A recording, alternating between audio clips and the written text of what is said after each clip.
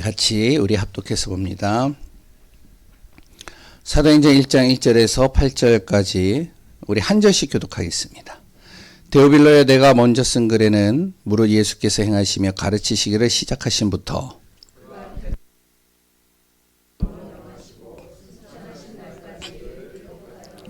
그가 고난받으신 후에 또한 그들에게 확실한 많은 증거로 친히 살아계심을 나타내사 40일 동안 그들에게 보이시며 하나님 나라의 일을 말씀하시니라.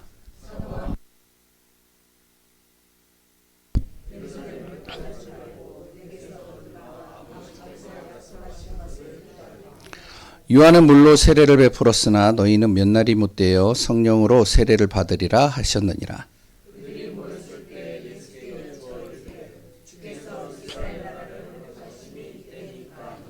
이르시되 때와 시기는 아버지께서 자기의 권한에 두셨으니 너희가 알 바 아니요 성령이 너희에게 마시면 너희가 권능을 받고 예루살렘과 온 유대와 사마리아와 땅끝까지 이르러 내 증인이 되리라 하시니라. 아멘. 오늘도 그리스도로 승리하는 귀한 분들 되시기 바랍니다. 오후 예배 제목은 전도와 선교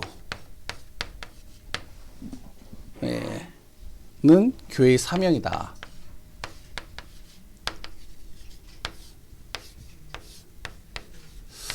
이 말씀을 통해서 또 오늘도 성령 충만한 시간 되시기 바랍니다.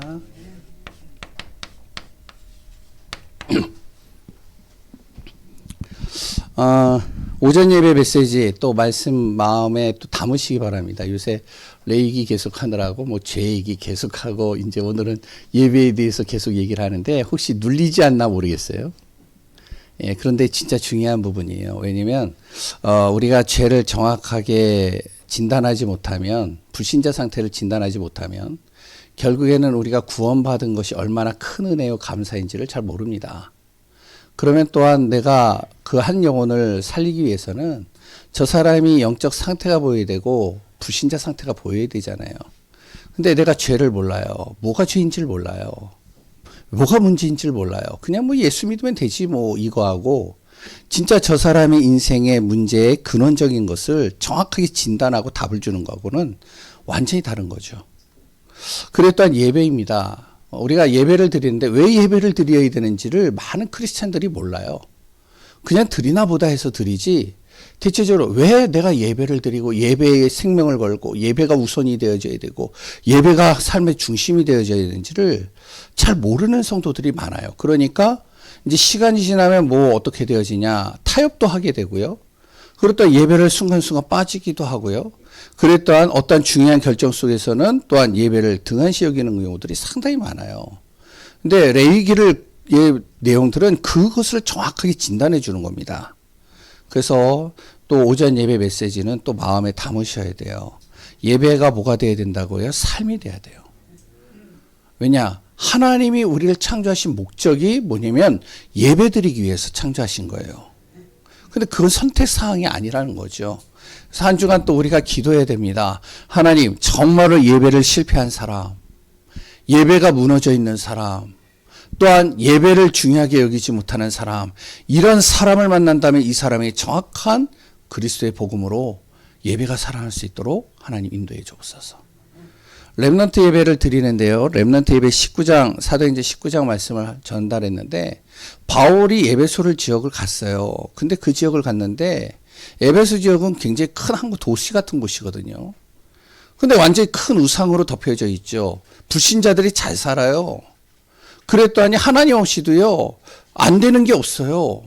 그리고 또 이제 바울 팀이 거기에 들어가서 하나님 믿는다라고 하는 사람들을 만나봤는데, 몇 명 만났는데, 이들은요, 힘이 하나도 없어요. 복음도 모르죠. 성령도 모르죠. 그랬더니요, 왜 전도했는지도 몰라요. 그러니까 어떻게 에베소 지역에 있지만 그 현장에 하나님께서 복음으로 이 현장을 바꾸라고 했는데 못 바꾸는 거예요. 오히려 거기에 끌려다니고 시달리고 눌리는 거예요. 이게 어떻게 보면 사도행전 19장의 내용이 아니라 지금 현실의 많은 크리스찬들의 모습이 아닌가 보입니다. 그래서 우리가 진짜 생명 살리려면 뭐가 돼야 되냐?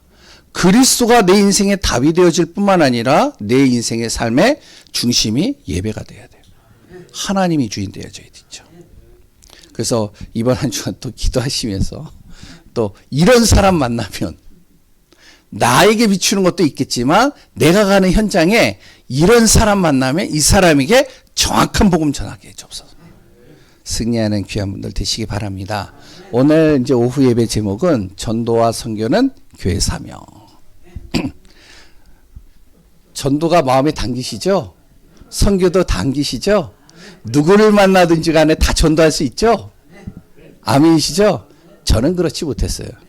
그런데 제가 어렸을 때부터 신앙생활 했어요. 그런데 신앙생활을 쭉 하고 이제 제가 중3 때 목회자로 헌신하겠다 마음을 먹고 그 길을 이렇게 걸어가려고 하는데 가장 제 안에 걸림돌이 뭐냐면 전도예요. 전도는 못하겠더라.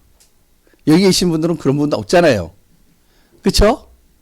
맞죠? 신건석 지사님? 예? 근데 저는요. 전도가 걸려요. 힘들어요. 왜냐? 내 체질, 내 삶을 볼 때는, 내 모습을 볼 때는 다른 사람에게 다가가가지고 복음 전한다? 이거 못해요, 저는. 생판 모르는 사람인데. 초면에 가가지고 예수 믿으세요? 아이, 힘들어요. 안 돼요, 저는. 그래서 하나님 앞에 기도를 어떻게 하냐면, 하나님, 제가요, 목회의 길은 가고 싶은데, 전도는 못하겠어요. 전도만 빼고 다 할게요. 이렇게 기도를 했어요. 그런데, 야, 참 안 돼요, 이게 전도가. 그런데 희한하죠. 하나님의 구원받은 하나님의 자녀, 목회자의 길을 걸어가겠다라고 하는 한 사람을 하나님이 어떻게 바꾸시냐면, 대학을 보내는데, 대학교에 CCC를 들어가게 하는데요. CCC에는 이제 뭐냐면은 두 명이 팀이 되거든요. 그래 이제 한 사람은 순장이고 한 사람은 순원이란 말이에요. 지금 보면은 우리가 팀장, 팀원 이런 식으로 두 사람이 짝이 돼서 나가요. 복음 전하러. 근데 제 순장이 굉장히 열정적인 분이에요. 아, 진짜 내가 왜 그 코를 꿰었는지 이분이 나를 끌고 가는데 저기 가서 전도해봐. 아, 뭐 할 수 있겠어요. 내 선배인데 또. 그래가지고 갔다 왔다. 야, 빨리 가봐. 아, 그러니까 안 되겠더라고요. 일단 가서 했어요. 또 가. 또 해봐. 와, 이걸요, 계속 졸업할 때까지 하는데 미치겠더라고요. 저는. 안 되더라고요. 근데 희한한 건 뭐냐면 거기서 이제 좀 현장 본 것 같아요. 또 이제 전도사를, 신학을 가가지고 전도사를 하는데 와, 우리 교회, 옛날에 인천에 제가 부교육자로 있는데요. 어떻게 하시느냐. 담임 목사님이요. 저를 이제 전도사로 세웠는데, 그 전도사로 세운 거기에 교사 선생님들이 다 어떤 분이면 현장맨들이에요. 그래가지고 저를 어떻게 하면, 전도사님, 오늘은 한번 가시죠. 그래가지고, 어딜 가는데요. 무속집 한번 가시죠. 아이, 뭐 가시죠, 뭐. 속으로는 전도도 못하는데, 무속집을 간다고? 내 마음이 지금 쿵닥쿵닥 뛰는 거예요. 일단 가시라고 앞으로. 난 뒤에 따라가겠다고. 그럼 가면서 기도하는 게 하나님 주여 어떻게 합니까? 무속인이 만약에 내 과거를 알고 내 혼자 생활하는 나의 안 좋은 모습들을 다 이겨라면 나 어떻게 합니까? 창피해서. 그러면서 뒤에 가가지고 안절부절하면서 가는 거예요. 갔는데 이제 띵동 누르는데 권사님이 안 나오는 거예요. 제가 뭐라고 그랬다고요? 예? 아니죠. 권사님, 하나님의 시간표가 아닙니다. 그때 또 메시지는 또 많이 들어와가지고 시간표가 아니에요. 오늘은 그냥 갑시다. 아유, 전도사님 한 번 해가지고 안 된다고 또는 시간표가 아니에요. 또는 계속 누르는 거야. 왜 이러지? 아, 시간표가 아니라니까요. 그랬더니 가는데 와, 제 마음은 어떻겠어요? 편하죠. 휴, 다행이다. 근데 다음날 또 가재요. 와, 그 권사님이 저를요, 막 데리고 다녀요, 막. 와, 초등학교가 이제 교육자가 됐는데, 애들에게 이제 캠프를 해야 되는데, 애들하고 같이 가야 되는데, 다 팀을 나누는데, 나는 이제 빠지는 거예요. 왜 빠질까요? 창피하잖아요. 만약에 그 랩런트들하고 같이 가가지고 만약 못하면 어떡해요? 얼마나 팔려요? 그래가지고 이제 다 짝을 지어주고 나가세요. 나는 교회에서 든든한 기도의 배경이 되겠습니다. 가시죠. 그랬더니 이제 거기에 이제 초등학생 6학년, 5학년들이 목사님, 아니, 전도사님 우리는 못 갈 데가 없어요. 전도사님 같이 가시죠. 야, 둘이 팀이 돼서 가. 아, 전도사님 같이 가시죠. 끌려갔어요. 야, 참 하나님이 저를 어떻게 만드시냐. 그렇게 만드는데요. 또 다음 이제 서울에 부교육자로 갔는데 이제는 완전히 목사님이 저를요 캠프 인도자로 세웠네요. 제가요 그러면서요 행정을 좋아하고 연구하는 거 좋아하고 가만히 있는 나를 하나님이 목회자의 길, 전도자의 길을 가게 하는데 저를 전도자로 바꿔 가시는 부분들을 보면서 놀랍게 바뀌어져 가는 거예요. 거기에서는요 행정을 하기 위해서 제가 들어갔는데 행정은 안 시키고 행정은 다른 사람 시켜버리고 나를 어떻게 하냐 현장으로 돌게 만드는 거예요. 교회가 우리 교회 같이 아담한데 완전히 매일같이.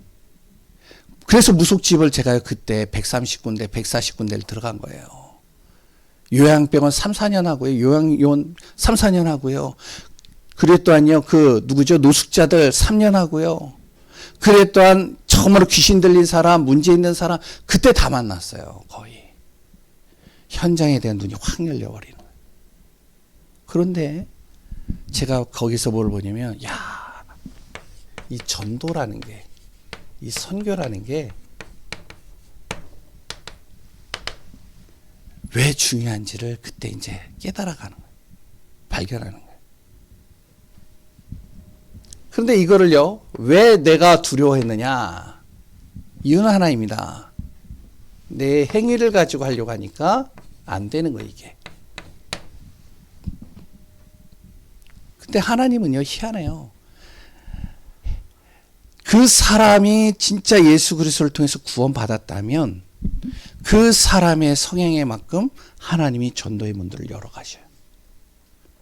선교의 문들을 열어가셔요. 근데 미리부터 내가 겁을 먹고 미리부터 내가 불신앙을 딱 가지고 내가 인도받았던 거죠. 그러면 어떻게 그러면 전도와 선교를 하느냐? 그리고 또한 부활하신 예수님께서 그 초대교회 성도들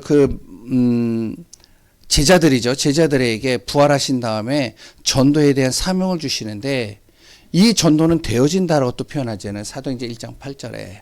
어떻게 되어지느냐? 다른 게 없어요. 정확한 답을 전달하면 되는 건데 그럼 중요한 거는 이 답을 전달하려면 내가 답을 가지고 있어야 되잖아요. 그 답이 없으면 전달하지 못하잖아요. 그래서 성경을 통해서 우리가 답을 전달해야 되는데 이 성경에서는요 분명한 답을 주고 있죠. 우리에게 영적인 답을 줍니다. 우리 인생의 삶에 있어서의 모든 문제에 대한 답을 주고 있어요. 이 시대가 왜 자꾸만 재앙과 그리고 또 흑암으로 덮여져 있는지 이 시대에 대한 답을 정확하게 이 성경에서 주고 있습니다. 영적인 답은 뭐죠? 구원이죠. 하나님 떠난 인간 어쩔 수 없는 겁니다. 하나님 떠나면요 어쩔 수 없어요. 흑암 혼돈 공허 속에 빠질 수밖에 없는 겁니다. 삶의 답. 구원받은 사람도 그렇고 불신자도 그렇고요. 하나님의 언약을 놓쳐버리면요 삶은 실패하게 돼 있어요. 말씀이 없는데요. 말씀이 없는 삶을 예수 믿는 사람들이 어떻게 살아가겠어요? 제가 왜 힘들었고 어렵고 자꾸만 눌렸느냐? 말씀이 없었던 거예요. 말씀이. 어렸을 때부터 신앙생활을 열심히 하긴 했는데 내 안에 언약이 없어요. 하나님의 약속에 말씀이 없어요. 그러니까 어떻게 해요? 계속 문제만 오면 상황만 닥치면 내 문제에 걸리고 그 현실의 문제 속에 빠져가지고 시달리고 넘어지고 흔들리고. 그러니까 진짜로 이 언약, 하나님의 약속의 말씀을 정확하게만 붙잡고 있으면요, 살아납니다. 그러니까 현장에서도 똑같더라고요. 제가 말 잘 못해요.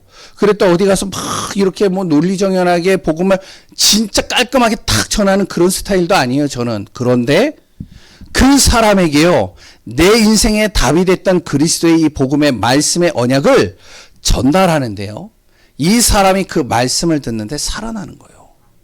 처음엔 안 그래요. 어떤 사람이 진짜 하나님께서 급하시면 말씀을 한번 딱 전달하는데 이 사람이 바뀌고 변화되지만, 어떤 분들은요, 5번 만나기도 하고 10번 만나기도 하고, 어떤 분은요, 노숙자 같은 경우는 2, 3년 만나는데도 변화 안 되어져 있다가 그 다음에 이제 이 사람이 말씀이 딱 들어간 순간 바뀌더라고요. 삶이 바뀌더라고요, 삶이. 시대. 왜 재앙과 저주가 오느냐? 이 복음이 전달 안 되는 거예요. 신자들이 다 자기 문제에 걸려가지고요, 전도라는 자체를 생각을 못해요. 선교를 생각을 못해요. 지금 내 문제도 급한데. 그래서 이스라엘이 7가지 재앙을 계속 만난 겁니다. 하나님이 이스라엘을 택하신 이유는 다른 거 아니에요. 이들을 통해서 모든 사람에게 영적인 답을 주고, 삶에 실패한 사람 삶의 답을 주고, 시대의 문제에 걸려가지고 넘어지는 모든 곳에 전도와 선교를 통해서 이 영혼들을 다 살리라고 주신 건데, 하나님이 택하셨는데, 이스라엘이 그걸 놓쳐버리는 거예요. 놓치고 뭘 하냐? 사람 때문에 시험 들죠.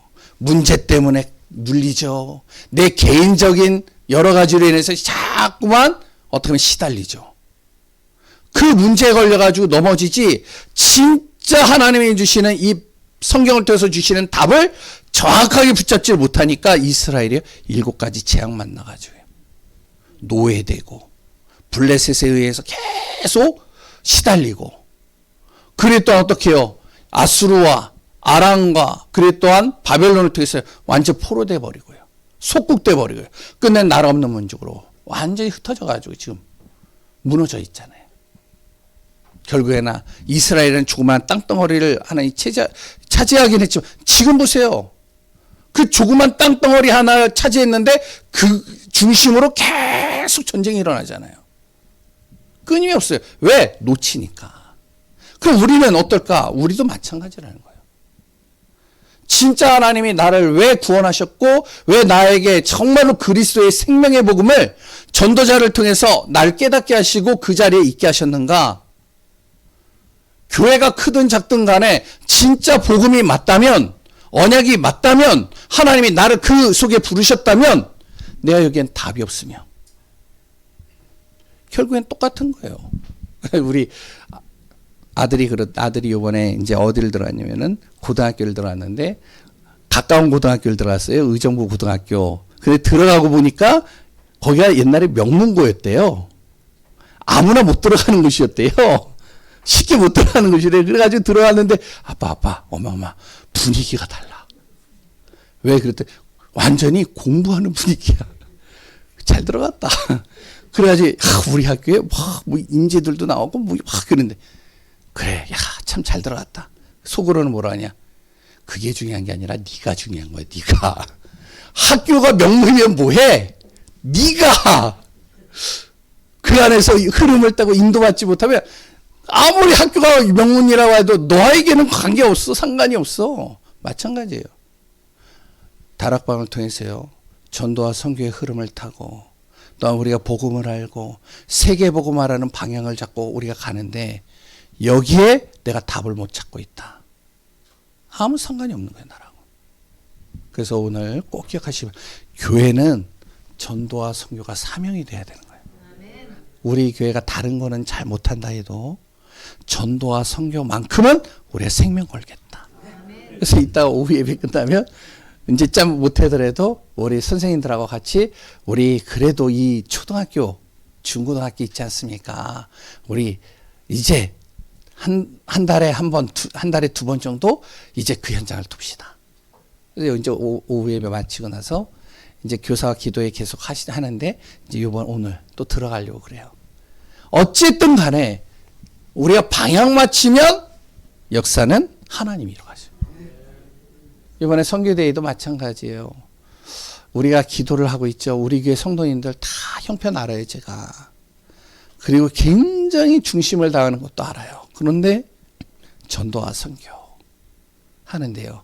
마음을 모으고 중심을 모으고 내 모든 것들을 모아서 하나님 앞에 내가 정말 이것이 쓰임받도록 기도하면서 인도받는 것. 그것이 바로 교회의 사명이라고 저는 봅니다. 그래서 꼭 기억하세요. 간단하게 얘기를 할게요. 교회는 어떻게 해야 되냐. 영적인 다 운명을 바꿔줘야 됩니다.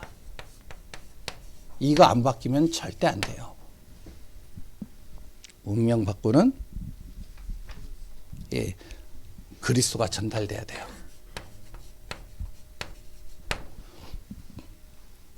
이건 교회밖에 해줄 수 있는 곳이 없습니다.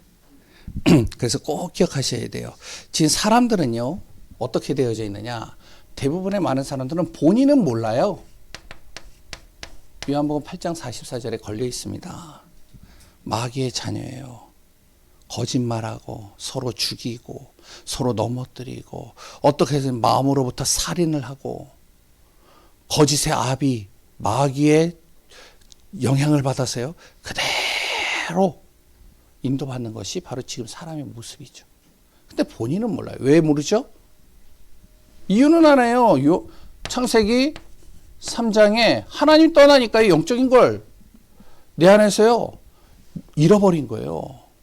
영적인 걸 잃어버리니까 영적인 흑암을 모르죠. 그러니까 어떻게 육신적인 것에는 눈이 밝은데 육신적인 것에 있어서는 우리가 최선을 다하는데 영적인 것을 모르니까 영적인 것으로 자기가 잡혀 있는지도 모르는 거예요.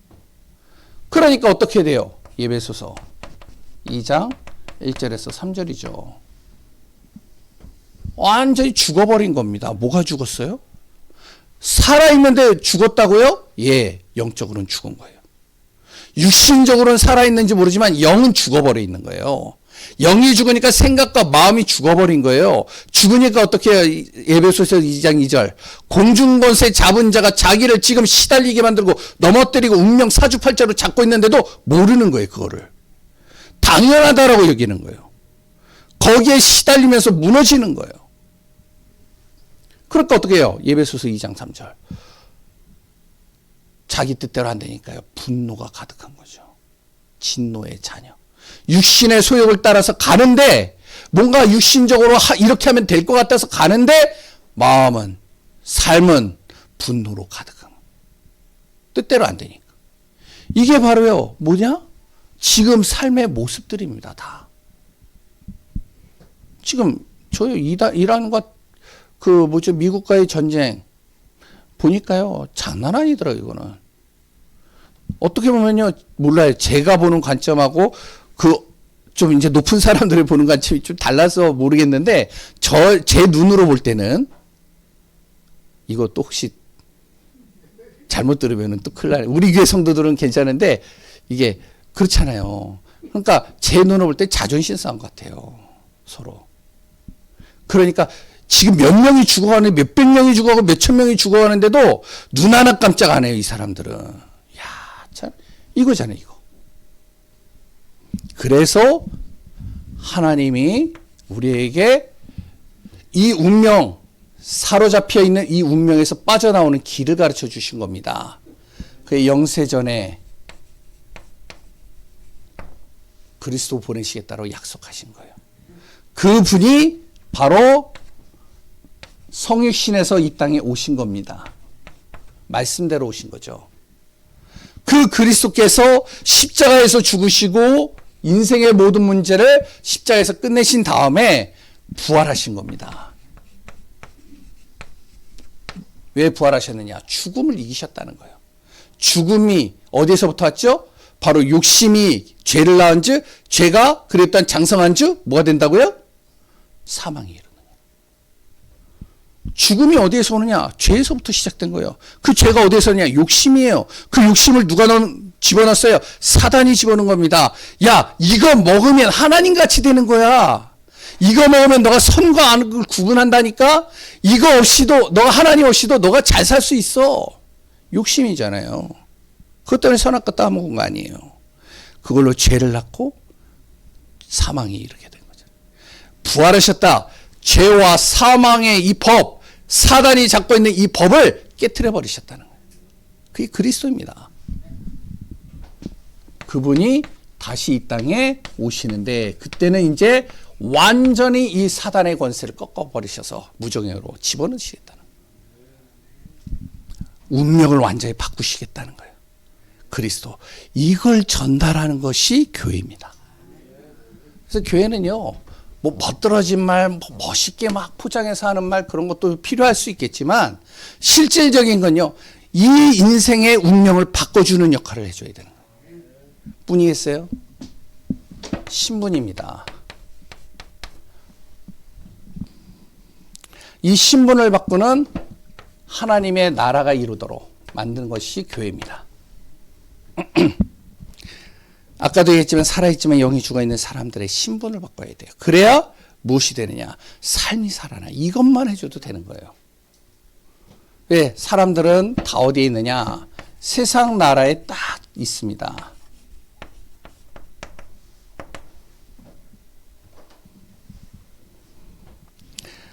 세상 나라의 현장, 바로 육신적인 것으로 정말로 뭔가를 이루려고 몸부림치는 현장이잖아요. 어떻게 보면.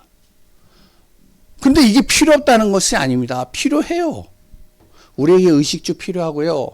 우리가 정말로 열심히 살아가지고 최선을 다해서 잘 사는 거 필요하고요. 그랬더니 우리가 바르게 사는 거 필요하고요. 정직하게 사는 거 필요하고요. 그래 또한 다른 사람 도와가면서 사는 거 필요합니다. 이게 근본적인 사람들의 삶의 원리잖아요. 내가 정말로 선을 베풀면 거기에 따라서 돌아오잖아요. 맞죠? 안 믿으시나요? 좀 믿는데. 제가 예전에 여담으로 진짜로 옛날에 진짜 어려웠을 때 그때 진짜 단돈 10,000원도 참 저에게는 엄청나게 큰 돈이었었어요. 제 주머니에 얼마가 있었냐? 3,000원, 4,000원이 있었어요. 그래가지고 이제 나중에 이거 가지고 만두 있잖아요. 왕만두. 그거 옛날에 1,000원이었어요. 그 2개 사 먹으면은 배부르더라고요. 김현희 사람은 몰라요. 그래가지고 이제, 지금에 뭐 얘기하지만, 그래서 이제 그거 2개 먹고 그러면, 점심 잘 때울 수 있겠고, 그래서 이제 좀 저거 하면은 또 애들 이제 또 오가면서 이제 그 사탕이라도 하나 이렇게 어린이집 갔다 오면 줘야 되잖아요. 그 정도로 어려웠었어요. 물론 그거보다 더 어려운 거 있었는데, 이제 그런 얘기를 하면 끝이 없고, 근데 이제 그때 노숙자가 따왔단 말이에요. 와가지고, 뭐 아무튼 아무것도 먹을 게 없다고 그래가지고, 그래요? 그러냐고. 그래서 이제 내가 돈 이렇게 몇 푼 주는 게 중요한 게 아니다. 그거 줘봐야 뭐 담배 피고 술 먹을 거 아니냐. 복음, 말씀 듣는 시간들을 좀 가지면 좋겠다. 이 사람은 복음을 너무 잘 들어요. 잘 듣고 가는데 그냥 보낼 수 없잖아요. 그냥 보내시겠어요? 못 보내겠더라고요. 그래가지고 어떡하냐. 가서 밥이라도 한 끼 먹으라고 돈을 이렇게 딱 꺼냈는데, 이제 얼마? 5,000원 나온 거예요. 5,000원을 줬다니까요? 그래서 이제 보냈어요. 근데 희한하죠? 여담입니다. 그런데 그 주에 저한테 5만 원이 들어왔어요. 생각지 않은. 그런 경우 있잖아요. 선을 베푸는데 선으로 돌아오는 거 있잖아요. 아닌가요? 악을 전달한, 악으로 그 사람을 했는데 내 안에 더 큰 악이 들어오는 경우들이 있잖아요. 그게 세상 사람들의 일반적인 기준들입니다. 그래서 선을 베풀어라. 정말로 공덕을 쌓아라. 착하게 살아라. 바르게 살아라. 너가 열심히 살아야 너가 성공한다. 이런 것들이 우리가 일반적으로 얘기하는 내용 아니에요. 근데 중요한 건 뭐냐. 이런 얘기는 참 잘하는데 이 얘기가 잘못됐다는 얘기가 아니에요. 기독교인들 중에 이상한 사람들도 있더라고요. 뭐냐면 예수 믿는 사람들은 잘 살면 안 된대요. 예전에 저도 그랬다니까요. 예수 믿는 사람들은 가난하게 살아야 된대요. 맞나요? 그렇게 생각하시는 분 혹시 있나요? 전 그렇게 옛날에 생각을 했었어요. 근데 진짜로 그렇게 배웠으니까. 근데 지금은 안 그래요. 그런데 중요한 건 뭔지 아세요? 예수 믿는 사람도 잘 살아야 돼요. 예수님 믿는 사람도 성공해야 돼요. 예수님 믿는 사람도 영향력이 있어야 돼요. 성경에 그런 사람 많잖아요. 그런데 중요한 건 뭐냐? 세상 나라에 대해서는 밝은데 뭐만 모르냐? 영적인 것만 몰라요. 그러면 결국에는 자기도 모르게 이렇게 되는 겁니다. 사단의 나라에 딱 묶여버리는 게 이게 뭐냐? 복음의 걸림돌이 된다는 거예요. 대체적으로 어떤 사람들인지 아세요? 바리새인들이에요. 이 바리새인들은요, 어떤지 아세요? 말씀 기가 막히게 지키는 사람입니다. 진짜로의 바리새인들은요, 굉장히 검소하고요, 겸손하고요, 그래 또한 말씀대로 살려고요, 몸부림치는 사람들이고요, 웬만해서는 정말로 세속적인 것들, 정말로 보이지 않게 사람들을 악하게 대하는 것들, 자기들 안에서 이렇게 끊어버리려고 하는 사람들이 바리새인들이에요. 우리는 설교에서 이제 외식하는 자여 이렇게 들었지만 실질적인 바리새인을 연구해 보면 그런 사람들이었어요. 우리가 진짜 우상 숭배하지 말자. 우리가 말씀대로 살자. 말씀의 법대로 살자. 말씀의 은혜 속으로 들어가자. 그래서 우리가 구별되게 살자. 그래서 모인 단체들이 바리새인들이에요. 그런데 바리새인들을 예수님이 뭐라고 그랬죠? 예? 독사의 자식들아. 왜 그런지 아세요? 영적인 건 전혀 모르고 육신적인 것을 가지고 사람들에게 완전히 너희들도 지키지 못하는 그것을 지키게 강요하는구나.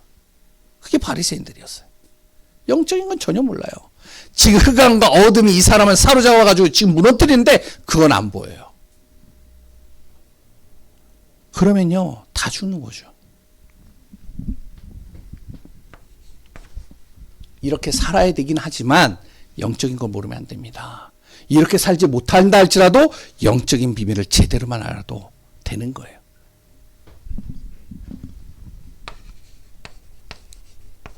이 하나님 나라가 있습니다. 이게요, 복음의 비밀을 아는 사람들은 하나님의 나라를 깨닫게 돼요. 이 하나님의 나라가 이루어지면요, 어떻게 되어지냐? 내가 아무것도 하지 않아도 흑암이 떠나갑니다. 저주가 떠나가요. 재앙이 떠나가요. 빛이 바라니까요, 모든 게 다 살아나는 겁니다. 이 하나님의 나라는 누구를 통해서 이루어지느냐? 신분이 바뀐 사람. 그래서 우리 성도님들이요, 우리가요, 집에 구원받은 하나님의 자녀들이 집에서 기도하며 빛을 발하고만 있어도 그 영향이 자녀에게 가는 거예요. 가정의 흑암이 떠나가는 거예요. 하나님의 나라가 이루어지는 거죠. 아이고, 설교가 길어졌네. 왜냐? 원래 짧게 하잖아요, 제가. 맞죠? 아무 소리가 없네요. 예, 오늘 좀 아무튼 예, 세 번째, 그리고 우리 안에 뭐가 있어야 되냐면 권세가 있어야 됩니다. 사람을 무너뜨리는 이 흑암 알고 있을 때 하나님은 우리에게 힘을 주십니다. 어떤 힘을 주시냐? 위에서 내리는 힘이에요. 그걸 뭐라 하면 권세라고 합니다. 하나님이 주시는 힘이에요. 이 힘이 어디에 들어 있어야 되느냐? 다른 곳이 아니라 내 안에 있어야 돼요. 그걸 권능이라고 그래요. 그래서 조금 어려운 말이에요. 이제 뭐 신학적인 용어로 이제 그렇게 표현을 해요. 뭐 두나미스, 뭐 엑소더스, 뭐 이런 뭐 엑소시아이 뭐 이런 식으로 뭐 여러 가지 표현을 하는데 가장 중요한 오직 성령이 하나님께서 임하시는데 내 안에 임하면 성령의 충만이 돼 버리는 겁니다. 그러면 어떻게 되어지냐? 성령 충만하면 권능이 생기는 그 충만이 되어지면 내가 복음 전할 힘이 생기는 거예요. 제가 이걸 알고 나서 이때는 진짜 전도하는 게 부담됐어요. 진짜 복음 전하는 게 전 너무 힘들었어요. 그런데 이 사실을 쭉 알고 나니까 하나님이 나에게 힘을 주시니까요. 답을 주시니까요. 전하게 되겠더라고요. 보이는데요. 저 사람의 영혼이 지금 인생에 뭐가 답인지를 내가 보이니까요. 그러니까 살아나더라고요. 분명히 우리가 알아야 됩니다. 하나님의 계획을 막을 자가 없어요. 하나님은 우리 교회를 왜 세웠느냐? 전도 선교 때문에. 아멘이시죠? 예? 지역 복음화 때문에. 우리 가정 복음화 때문에 세우신 겁니다. 그럼 우리가 무엇이 되어야 되면 진짜 전도와 선교가 우리의 사명이 되어야 되겠죠. 그리스도 안에서 승리하는 귀한 분들 되시기 바랍니다. 하나님 감사합니다. 예수 그리스도로 행복한 귀한 분들 되게 하여 주옵소서. 우리는 믿음의 사람이요 언약의 사람입니다. 진짜 우리 교회가 전도와 선교의 방향 맞추고 생명 걸고 그 안에서 하나님의 응답을 누리는 축복 속에 있게 하여 주옵소서. 성삼위 하나님으로 한 주간 또 말씀으로 승리하는 귀한 분들 되기를 소원하며 살아계신 예수 그리스도의 이름으로 기도합니다. 아멘. 예, 우리 찬양 감사합니다. 357장 찬양합니다.